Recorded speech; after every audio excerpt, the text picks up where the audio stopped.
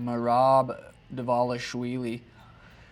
9-fight win streak, was the top guy in the UFC for a long time at bantamweight because Aljamain Sterling, his best friend, was the champion at the time, and they were not going to fight. So Merab was the gatekeeper. He was, beating the next best guy, and wanted the title shot but didn't want to fight Aljo. So it was nice of me. I went out there, knocked Aljo out.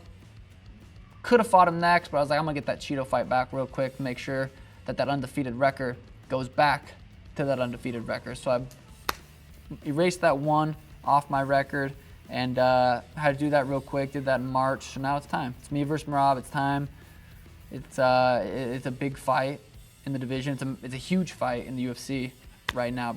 Like I said, Merab's on a 9-fight win streak, like massive win streak, beating the top guys, not beating scrub, beating the best guys in the world. And it's very, very stylistically different fights. I'm a striker. He's a wrestler. He said he's gonna strike with me, probably because he can't wrestle with me. I don't know why else he would say that. So we'll see. I guess it's just usually my fans are always in my comments, or when I go live on chat, like stream, it's like you're gonna knock Merab out, you're gonna sleep Merab. So I've been seeing that a lot, but I'm also the underdog. So it's like it's like 50-50, like what people are thinking right now. So we'll see. Yeah, this is the fight where we never talk about your wrestling again. Either you have it or you don't, and we find out in this fight, right? Is that sort of how you look at it? No, I don't think so. I don't think he's going to test my wrestling. I don't think he's going to be able to, like Aljo, I guess you could say I tested my wrestling a little bit, had me up against the fence twice, didn't take me down once. I felt like that was a huge win to answer questions about wrestling. Cheeto didn't even try to take me down once. So that was like, nothing. That was the cardio question. Never had been 5 rounds. Can he do that? Did it. Boom. I don't think Merab's going to be the one to test my wrestling, to be honest. I don't think he's going to. I truly believe I'm going to put his lights out very early. Very early. I mean, you're always very confident, and you've made predictions before. What about him gives you the sense that this one won't last long? Styles. Like, just, I know I can knock anybody out. I just believe he's going to make. It only takes one mistake. Aljo made a mistake, got his lights put out. Cheeto wasn't able to put his lights out. Very, very, very tough dude. But I was able to find his chin quite a bit. And I believe if I find Merab's chin the way I was finding Cheeto's chin, the way I found Aljo's chin, I'm gonna get him out of there. I mean, look at my last however many fights. I mean, I dropped Peter Yan, dropped Aljo, I dropped Cheeto. People say I didn't drop him. At the end of the second round, I hit him and he took a knee. They said that wasn't a drop. I'm like, well, what's the definition of a drop? Did he just take a knee because it was like part of his game plan? He was gonna trick me. He was gonna trick me. I'm gonna take a knee in the middle of a fight. Maybe I'll put my hands down and not know what's going on. I dropped him. And first round dropped Thomas Almeida. First round dropped Eddie Wineland. First round dropped Jose Quinones. I dropped Moutinho. I know people are like, oh, those are completely different people. I find people's chins. That's what I'm saying. I find people's chins. I do. I'm going to find Merab's chin. He's a huge head, a huge nose. It'd be hard for me. I could try to not hit him, and I'd still accidentally probably hit him. That's how huge his head is. A lot of us will be talking about his cardio leading up to the fight. What do you make about the gas tank and the pace that he puts on guys? Yeah, Merab has a very good gas tank when he's doing what he wants to do. When he's picking how the fight goes, he has a good gas tank. I'm just completely different. His last fight against Peter Yan. Peter Yan's 5'4", flat-footed, stands there with him, exactly how Merab wants someone to fight. I'm 5'11", call it 6'2", long. I'm gonna be sniping him. It's not gonna be a good fight for Merab. Yeah. I'd say my confidence has changed. I feel like every fight, knocking out Aljo, confidence booster huge. Going 5'5s with Cheeto, who's very tough, very durable, very good cardio. Like Cheeto doesn't suck. I wouldn't say he's super great. He's really, really good. But still, going 5'5s against a very durable guy, confidence is at an all-time high. What is the the relationship? That's not the right word, but like the dynamic between you and Conor McGregor right now? I thought it was good for a while. He never. Something I would do something good, and he would kind of say, "Yeah, I look good," something like that. He never wanted to give me that that praise almost, because you know, you go back to all my interviews, like I want to be like Conor, I want to fight, I want to do what Conor did, I want to do what Conor did. Now, you know, I'm 29, defended the belt, something he's never done, by the way, and I just feel pure jealousy from it. It's really weird because you know, times change. You know, he's a little bit older now. He's on a 5-fight losing streak. He just pulled out because of his toe, which is just not Conor-like.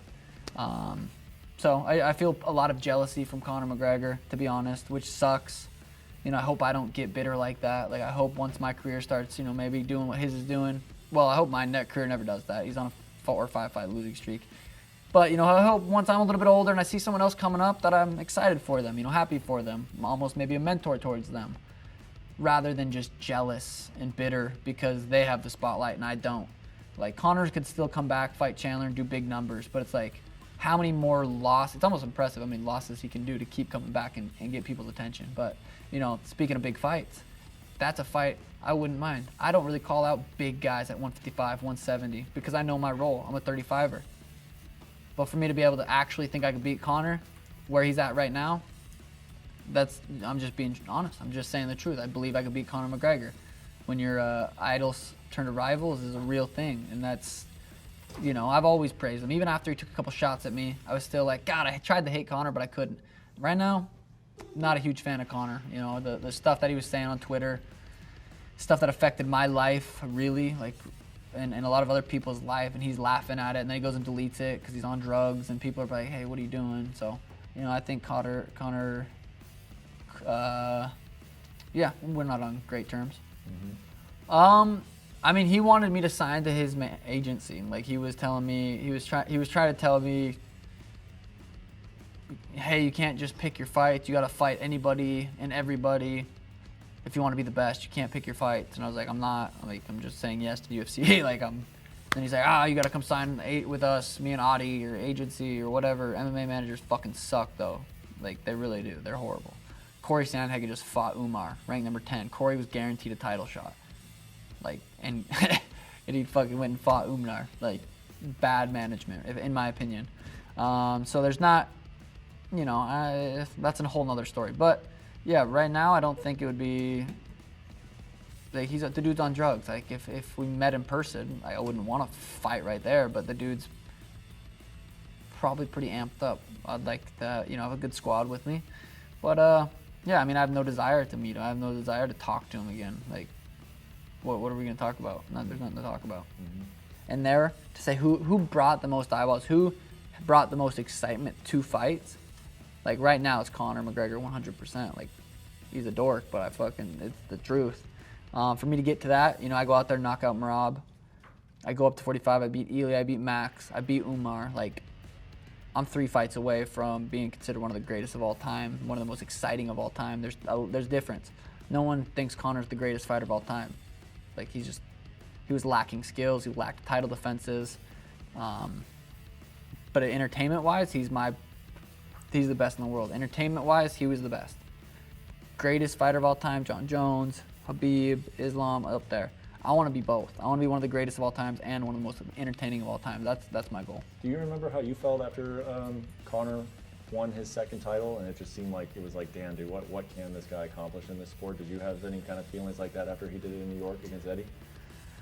You know, it was fun. I was just watching his career play out. I'm like, damn, his career's playing out perfectly. Like, for him to move up from 45 to 55 and be the bigger guy, he was bigger than Eddie Alvarez. If you told someone that didn't know, who do you think moving up a weight class?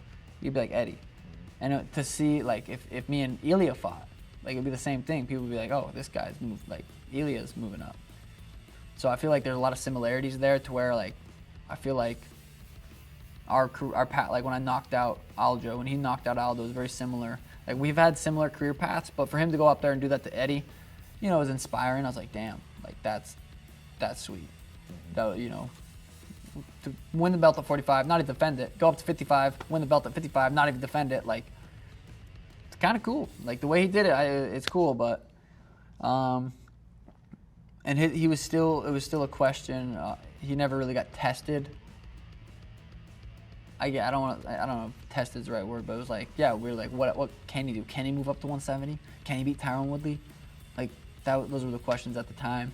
I think he fought Nate after that, and Nate, I don't want to say exposed him. Nate was a lot bigger, but it was like made Conor look more human.